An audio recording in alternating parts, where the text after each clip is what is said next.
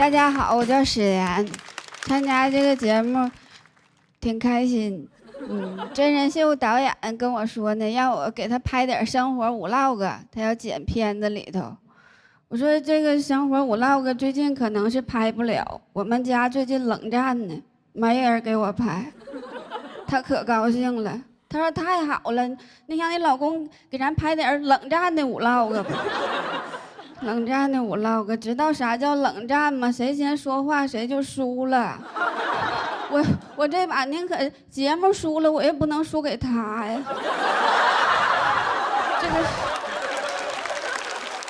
这个是冷战的时候，说话的时候更吓人。我们现在说一次话，我感觉我就少点啥，少个器官，有的时候就是。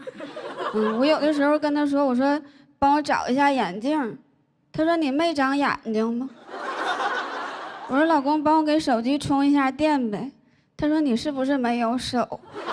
哎，多爷们儿，我喜欢这种。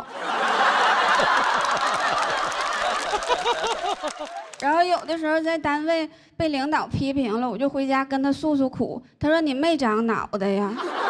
真的，他要这么说我就不爱听。我要是没长脑袋的话，我眼镜往哪儿挂呀？我回手我就给他了一个嘴巴子。他说你打我干啥？我说你脸上有个蚊子。他说有蚊子你就给他轰走呗。我说主要也不是想轰蚊子，主要是想告诉你我有手。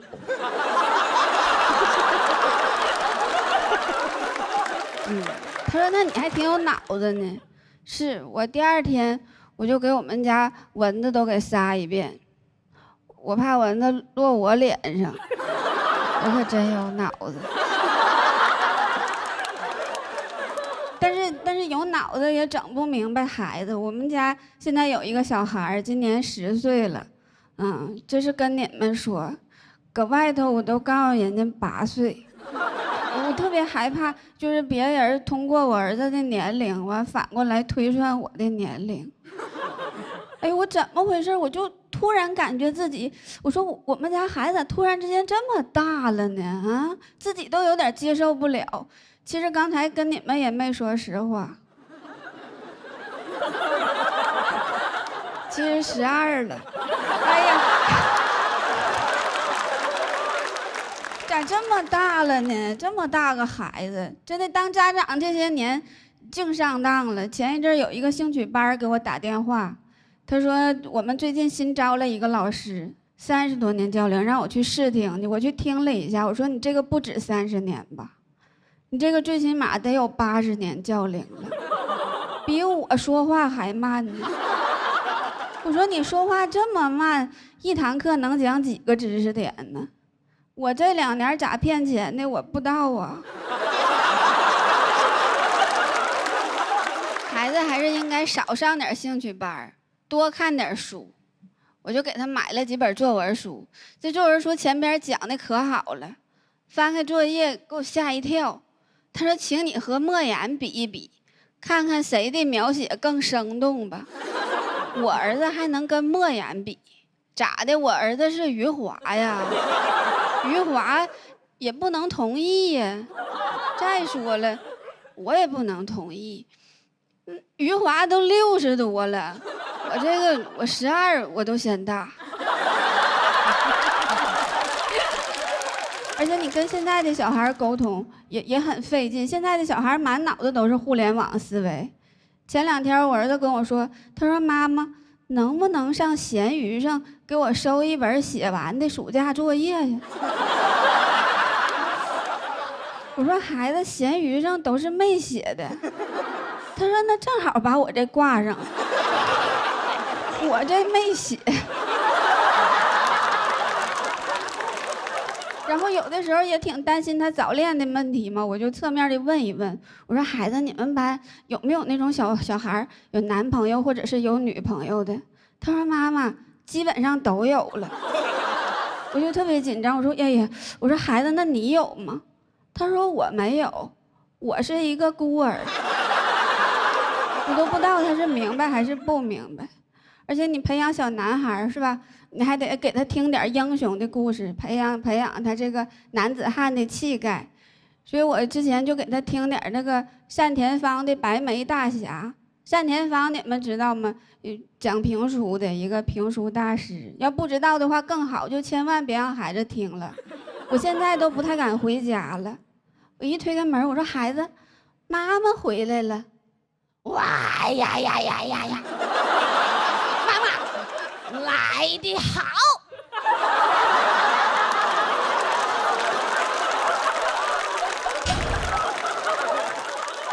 我说孩子，你那个作业写完没？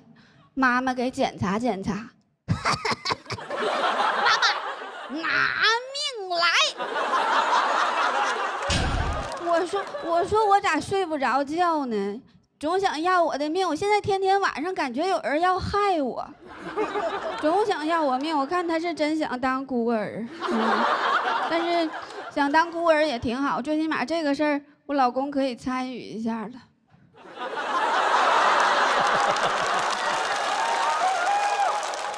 我有的时候就特别不平衡，我说为啥带孩子这些事儿都是我自己的事儿呢？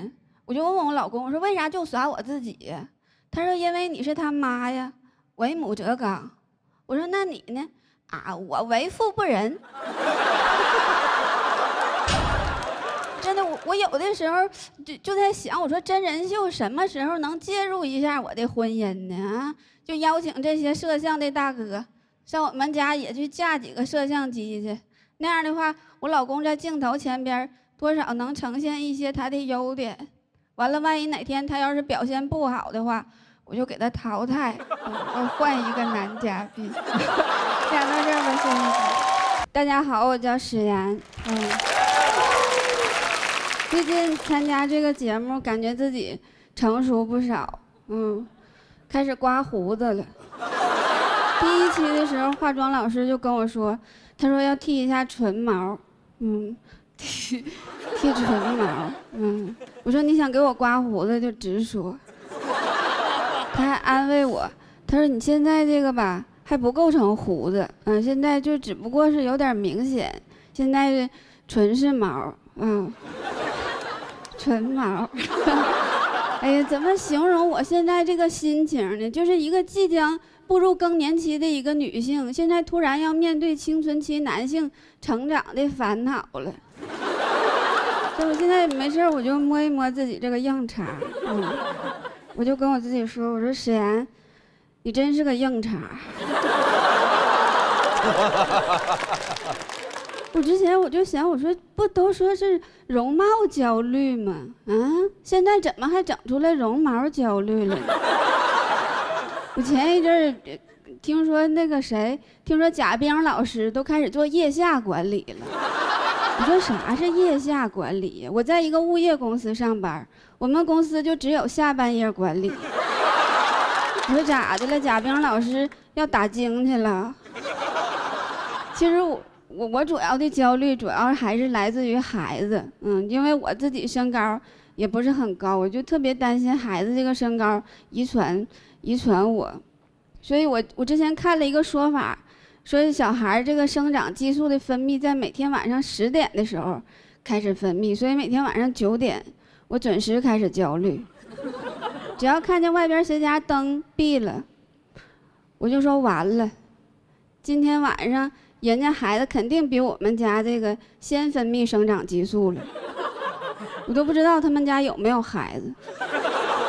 然后我就开始生气，我说爱迪生为啥要发明电灯？叶绿素都是白天分泌的，大树高不高？大树都白天长个儿，你长个个儿你就大大方方的长呗。分泌生长激素分泌啥了？分泌了一些偷感。所以我有的时候就想，我说你说如果爱迪生不发明电灯，是吧？小孩们都能按时睡觉，完了也不用熬夜学习了。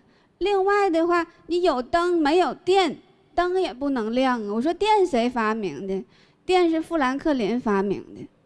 现在我单方面认为我成宿睡不着觉，责任全在美方。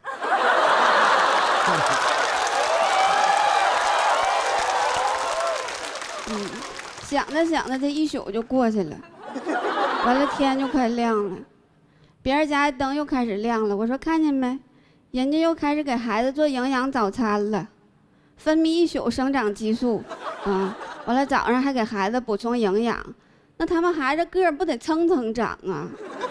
然后我儿子也醒了，他说他饿了，我说孩子，你自己买个面包吧，妈妈昨天晚上太焦虑了，妈妈一宿都没睡觉。妈昨天晚上给小区做腋下管理来的。他说妈妈，你焦虑，你不睡觉，你倒是给我做口饭吃啊。这个就是我目前自己的这个状态，就是我忙着内耗呢。真的表面看起来其实什么都不在乎，但是其实内心早就已经崩溃了，因为即使你说出来，也根本就没有人能理解。跟你说个事儿。昨天晚上我跟2个灯干起来了，现在我捅自己的刀，让别人无处下刀。我觉得人就是这样，就是只要我遍体鳞伤了，那别人的刀他就没有地方了。我这个地方押韵押的有点慌张了，显得我的创作有点肮脏了。其实按照这个达尔文的进化论，咱们肯定是越来越好的，但是现在为啥就越来越不快乐了呢？咱们能不能不这么焦虑？就是科学家，你除了研究进化论，能不能再研究点退化论？真的，就是有的时候有一些方面的退化，其实也是一种进化。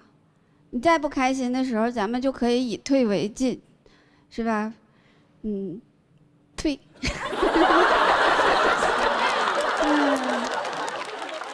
学会容貌焦虑，退。但是我一想到刚才的这个表演，他没有于和伟老师好笑，我就还是睡不着。讲到这儿吧，谢谢大家。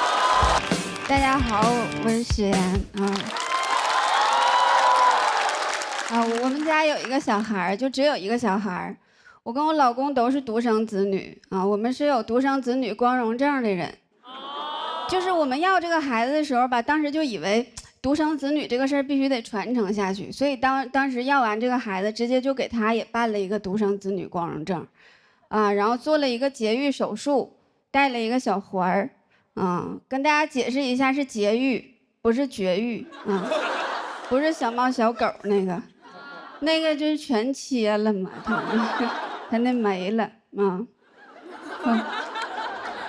我这个还保留了我的花花肠子好像这个世界上就是很神圣的事儿，一般来说都用一个小环代替。你看你结婚的时候戴个钻戒是吧？就是一生只能爱一个人。然后你戴上这个小环之后呢，就是一生只能生一个人。但是戴之前我确实是非常害怕，因为你不知道他是怎么操作的嘛。但是戴完之后，明显感觉自己有点不一样了。当时我从那个手术室往外走的时候，我突然发现我不再需要为这个事儿负责任了，好像突然拥有了一些男生的权利。你甚至可以用这个东西反制他。将来有一天他问我，他说怎么怀孕了呢？我也可以跟他说，我说不能啊，不能是我的呀，我带了。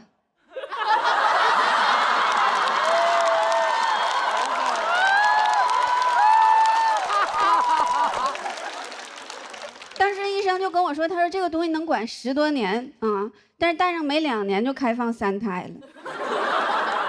然后婆婆就跟我说，她说赶紧生吧生3个，生3个光荣。我说妈，这把能定下来不上把我都熬印了。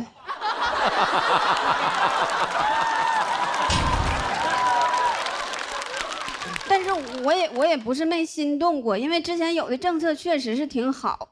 去年有一个银行推出了一个优惠，叫生育贷款。不知道你们听过没有？它啥意思呢？就是凡是生2个或者是3个孩子的家庭，它可以给你提供一些这个生活上的贷款。真的，我当时看见这个新闻的时候，我说这个银行是骗小孩呢吧？啊，是骗小孩呢，还是骗小孩呢？你就感觉这个孩子在肚里的时候，就有一些小鹅带的血统了。我说这玩意儿行啊，以后这孩子都不用脐带跟妈妈连了啊，就用小鹅带了。完了，将来你要是还不上这个钱了，银行就能把孩子带走。真的，你就去看去吧，就是每隔一段时间，什么生育假又延长了，抚养假又延长了。真的，我现在不要二胎，我就总觉得这个事儿后边还有大的，我怕我要早了，要赔了。但是我婆婆就特别着急，她就跟我说：“她说你赶紧要吧，那个孩子多了好，孩子多了吧，热闹。”我说妈，以前也不知道你喜欢热闹啊，喜欢热闹的话，我要俩，是不？你也别闲着，你也要俩，要我再给你第二套方案，是吧？我有个朋友，他3个孩子是3个不同的爸爸。哎，那生活想想就得老热闹了。你看3个爸爸，能带来6个爷爷奶奶，加上他爸他妈，正好8个老人，2桌麻将，完这仨小孩斗地主。我喜欢热闹，给人家整的跟那个棋牌社似的，是吧？这家多热闹！天天回家一推开门，咱这棋牌社的名就叫老人与孩。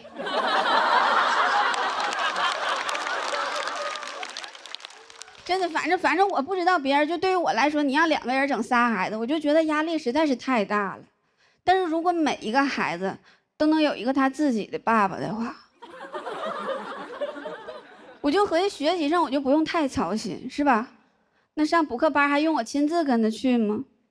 爸爸们自己就开始卷了。哎，你说我儿子比人大那些，咋不如人家呢？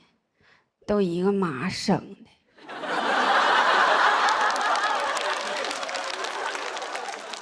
爹不行。反正就刚才都是闹玩的，就这个事儿，就是还是得看自己的情况，就一个也行。但是你觉得3个，你要是有精力照顾也挺好。反正我家里有一个，我是够呛了，现在都要命了。再来俩老公，我真照顾不过来了。反正真大岁数了，精力允许，法律也不允许了。讲到这儿吧，谢谢大家。大家好，我是石岩。我们家有一个小孩儿，现在孩子长得太快了，现在比我高，我都有点不太适应。真的，我从来都没想过，就是对于比我高的人，我还有抚养的义务。反正现在他管我叫妈，我想管他叫爸。我老公既是孩子他爸，也是我爷，也是他自己的孙子。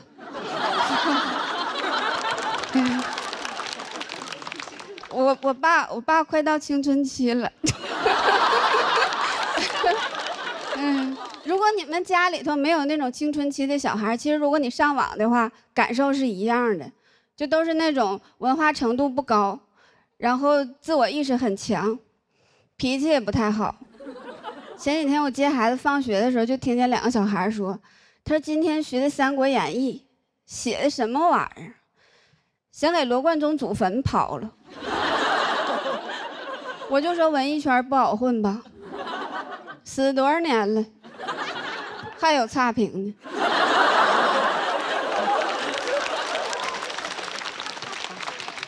他朋友就说，他说啊，那不是文艺作品吗？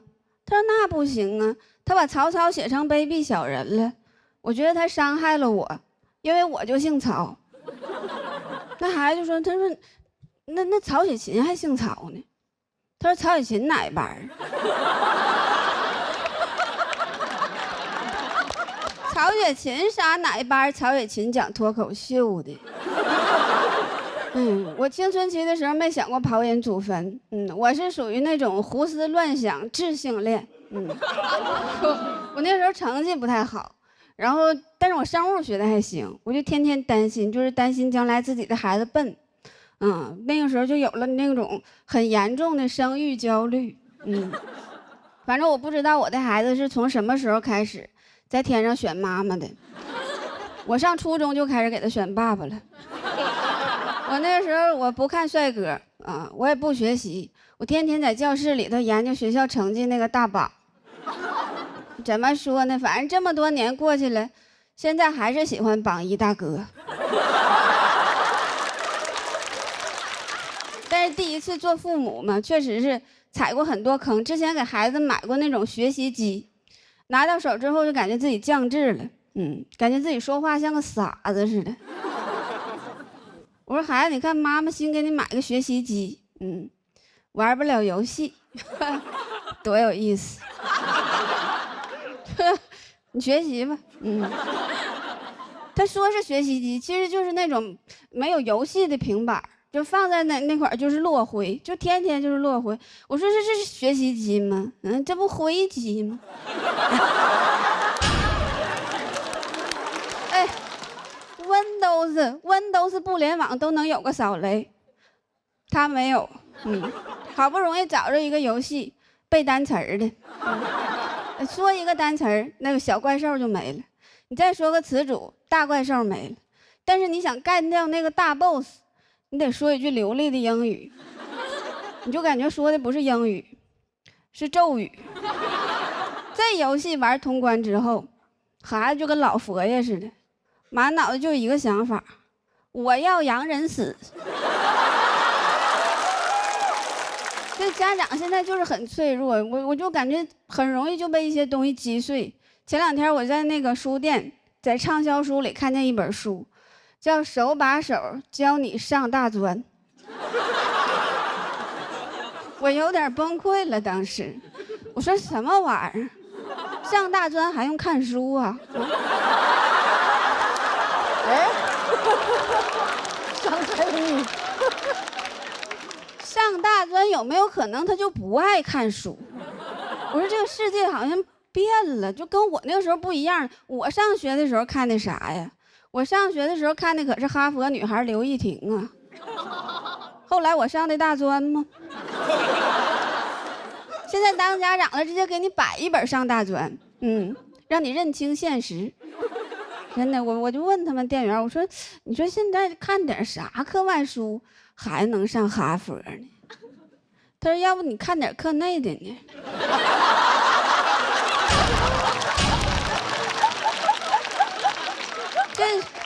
就是现在书看不明白，现在孩子书包我也看不明白。现在小孩的书包叫大容量减负书包，你就感觉这个书包厂家的老板，他小学就辍学了，因为他但凡念到初中，他马上就能学着物理了。那玩意儿体积越大，质量越大嘛。你体积要变大，质量变小了，那确实是减负了。物理书没带。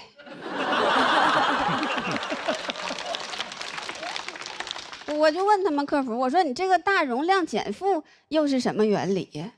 他说我们吧是在这个书包里头加了一块板子，减少书包呢跟孩子这个颈椎的碰撞，让孩子感觉到减负了。我说那没毛病，你这书包容量不大，你都放不下这块板子。啥叫大容量能感觉到减负了呀？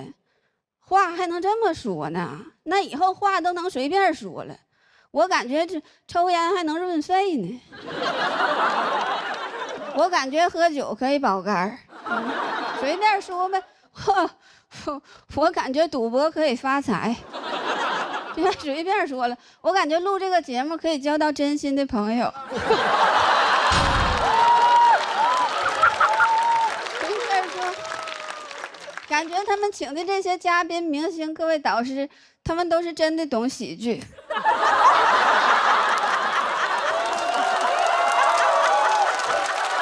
随便说，我说的是上一季淘汰的嘉宾。哎呀，感觉现在自己有点喝多了呢。随便说了，感觉相声还是有未来的。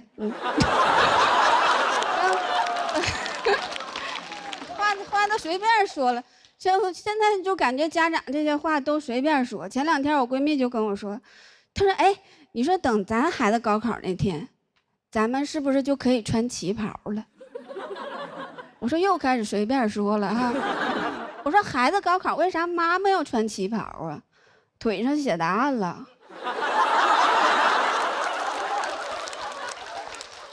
这个又是什么原理呢？嗯，怎么孩子打野，辅助咋是换上皮肤了？他说那个旗袍嘛，旗袍旗开得胜啊，寓意好。我说那是，我说那不爸爸光膀子寓意也好啊，寓意每个孩子都能有一个光明的未来。就我有的时候就觉着《花样年华》里边张曼玉跟梁朝伟他们就是没有孩子，他们要是有孩子的话，根本就浪漫不起来。张曼玉天天穿个旗袍，叼个小烟儿，就是等孩子放学呢。梁朝伟说，如果还有最后一张船票的话，张曼玉说别闹了，孩子今天高考。我今天所有的话都是瞎说的，对不起。但是我现在还有一句正经话要说，其实可以不用把旗开得胜的重任放在妈妈身上，因为孩子有孩子的人生课题，妈妈有妈妈的花样年华，不然的话我们都是一样的年华。讲完了，谢谢。大家好，我叫史岩，加油。大家好，我叫史岩，然后我来自东北，我平时在沈阳那边讲这个脱口秀这玩意儿，你们也能听出来，其实我这个人性格也是比较开朗，语速也比较快，是东北的一个属于一个 I 人吧，其实 I 人在东北生活还是挺费劲的。在东北，你甚至都很难表达害怕。有时候我自己都纳闷儿啊，我说我这个性格怎么还能在东北这么一个遍地都是狠人的地方还能正常生活呢？我自己想了一下，其实，在 I 人这个概念出现之前，还有一个词儿专门形容我们这个性格，叫腼腆。但是我家长辈们他们不认识这俩字儿。不认识的。我从小到大，他们跟别人介绍我的时候，都跟人家说，咱家这个孩子吧，挺腼腆的。哎，挺腼腆的，是不是一听就是个狠人？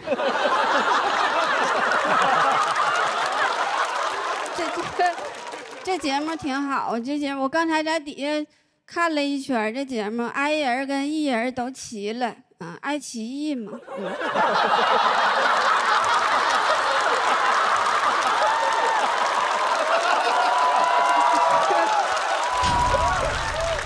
用到了一个比较罕见的喜剧技巧。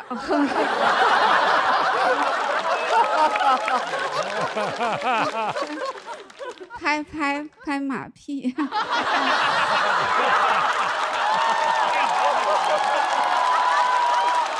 哎，这节奏挺好的。这也就是我为啥现在能在一个物业公司上班。就是物业这个工作怎么说呢？就是这个工作在我们东北这边吧，就是这个工作倒是挺稳定，就是办公环境不太稳定。我们办公室那个窗户吧，有时候有玻璃，有时候没有，这个代表了我们的用户满意度。没有玻璃的时候就是不满意，有玻璃也不代表满意，有可能还没找着砖头的呢。真的有的业主的要求我们永远都满足不了。之前有一个业主给我们打电话，说让我们把小区里所有的感应灯都给换了。他说他害怕，他说灯亮的时候吧，我就感觉鬼来了。灯灭了，我又不知道鬼在哪儿。我说我知道，不知道鬼在哪儿的时候，一般来说鬼都在你后边。这人他就跟灯过不去，后来让我们换那个电梯里头的灯，他说把电梯里都给我换成紫外线灯，我要把病毒杀死在我家门口。紫外线确实是能杀菌，但是那玩意儿照时间长了致癌呀，会给人留下一身特别干净的癌细胞。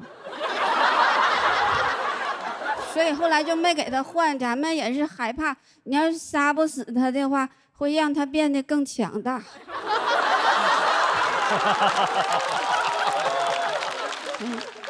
秋天也不好干，一到秋天，我们东北那边就开始晒秋菜啊，就晒大白菜、晒大葱啥的啊。我们准备过冬了，但是晒大葱就存在一个问题，就是丢大葱。丢大葱，我们就得给他们找大葱。天天这电话接起来就跟我们喊啊，你们物业都没有人，那能有人吗？都找大葱去了。真的啥都找物业。前一阵有个业主给我们打电话说让我们帮他家撬门，他说他把他家钥匙锁车里了，车钥匙锁家里了。我说你这么复杂的情况，你就得找专业的小偷了。要不你往家里头放捆大葱试试呢，是吧？没准门是自己就开了。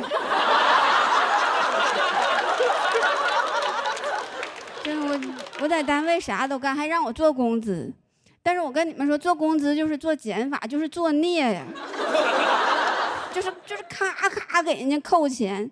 之前有一个同事休了几天丧假，按照公司这个规定吧，就给他发了300块钱慰问金。到月末，老板让我给他勾回来，月末我就扣他500块钱满勤。真的，这工资表做完，我自己都懵了。我说人家办事儿，咱咋还挣200？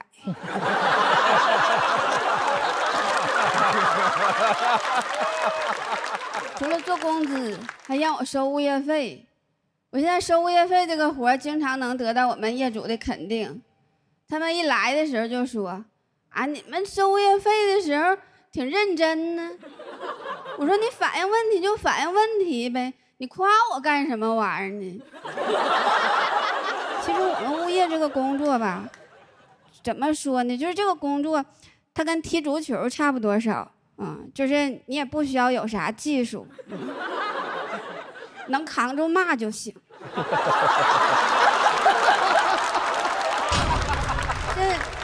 能扛住骂就能挣钱，有的时候来的那人我都不知道是业主是球迷呀，那好像就是球迷走错场地了呢，忽然来一帮人，当就给门踢开了。我们花的钱养你们这帮废物。就是这种感觉，这个就是史岩的感觉。但是我们老板能扛住骂啊，他跟我们说，他说没事儿，让他骂吧，以后骂咱的人多了，咱还能接着广告呢。他说以后要开一个直播，完了让各位老铁把废物都打在公屏上啊。讲到这儿吧，谢谢大家。大家好，我叫史岩，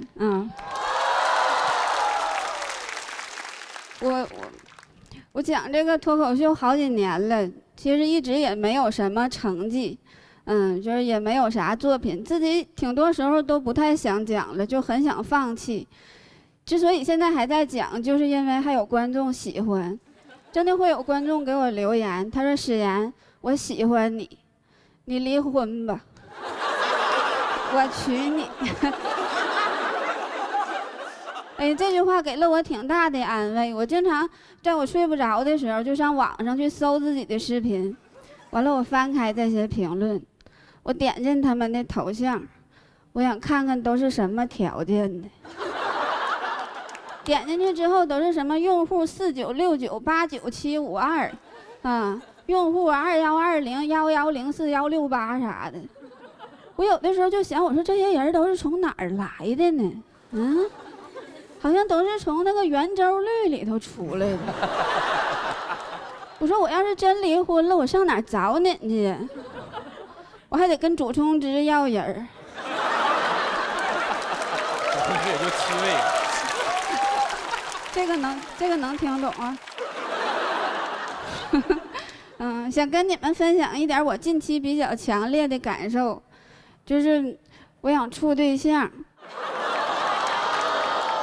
这个是我结婚10来年之后，在近期比较强烈的一个感受。怎么跟你们解释这种感觉呢？就是当一个人他在结婚很多年之后，他就会觉得自己好像已经单了挺长时间了。我有的时候就合计，我说挺多年也没处过对象了，是不是也该找一个？怎么跟你们形容我现在这个婚姻的状态呢？就是我守着厨房，他守着厕所，我们谁都不想去卧室。就是这个卧室的闲置率有点太高了，我都想给他租出去了。我中间那个广告我都想好了，我说出租卧室，可以近距离的观察中年夫妻的生活状态。我就不明白了，厕所哪儿好啊？厕所到底有谁在呀？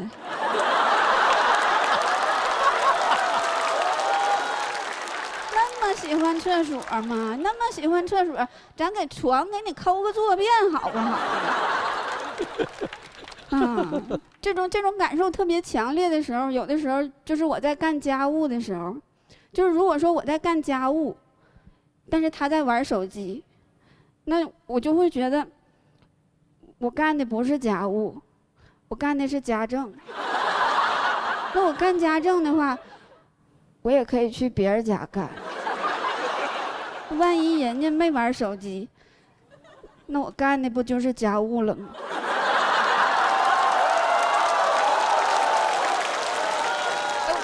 我倒不是说让他干多少活，我就是觉得他能不能就是别那么舒服啊？他有点太舒服了，真的。我说你实在想舒服，你能不能滚回卧室舒服去？你怕啥的呢？我又不在卧室。你就去跟租客唠唠嗑呗，真的。那我有的时候我就想，我说，真的就是科学家能不能发明一种那种东西，就是我拖地的时候家里没有网，我洗衣服的时候家里没有网，我做饭的时候家里也没有网，但是也不是很现实，要没有网的话，我也不知道咋做饭。真的就是，哎呀，而且我有的时候吧，就感觉，你做了一桌子饭，他事儿还特别多。前几天跟我说，他说不想吃锅包肉了，他胖。我说那你想吃啥呀？他说想吃那种无油、无盐、无调料的鸡肉。我说你点这个菜是不是叫生啃溜达鸡儿啊？对，你就直接出去抓一只回来，你是吧？直接上去咬呗，显你多牲口啊！我做点米饭，他说要断碳水了，说网上说了，现在都流行断碳。我说你就应该断网，你不吃米饭，这哪是断碳水呀？这断的不是东北的经济命脉吗？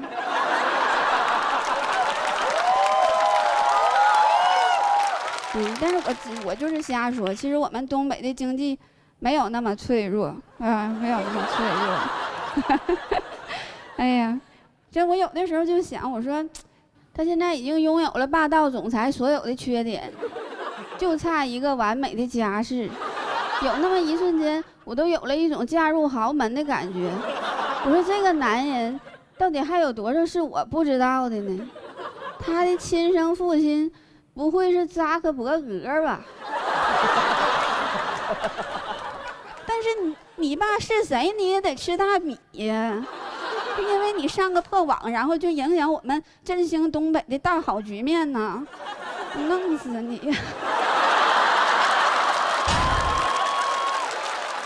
所以我有的时候我就在想，我说如果能再给我一次重新选择的机会的话，我选一个啥样的？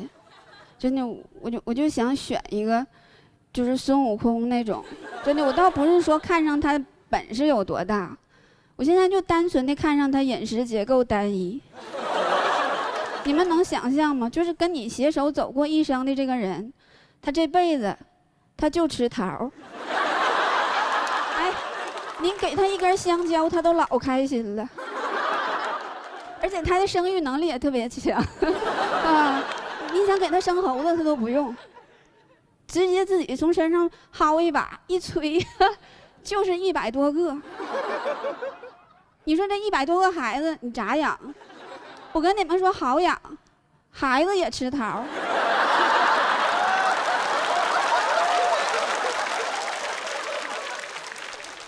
其实说了这么多，我觉得生活里边的这些琐碎的事儿，它就跟圆周率一样，它是无穷无尽的。但是如果我们能把我们那个结婚纪念日穿插在那段数字里的话，其实祖冲之他也发现不了。就像我开头已经穿插完了，但是你们也没有发现。这个里头是我在展示一些线下脱口秀和线上节目的区别。就是现场的朋友，你们可能还在想，哎呀，他那纪念日是多少来的？但是电视机前的观众朋友们，现在已经准备往前拉进度条了。讲到这儿吧，谢谢大家，我是雪。